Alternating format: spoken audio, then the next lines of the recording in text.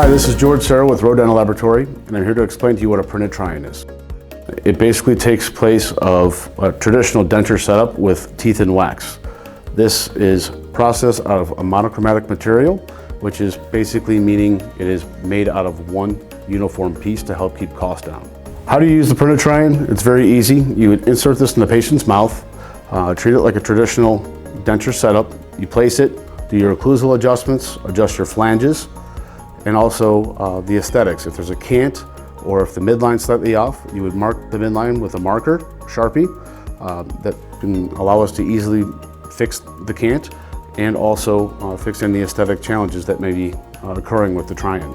You could also take a picture with your cell phone. A picture's worth 1,000 words.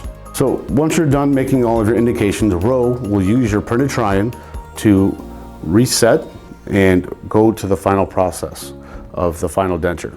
So once you grind the occlusion, if the midline's marked, we'll make these corrections very easily and do it digitally. We can even send you a preview for you to approve with all the changes, and then we'll turn this into your final denture. So if you have any further questions, please reach out to ROE or myself. Here at ROE, we're here to help you out all along the way.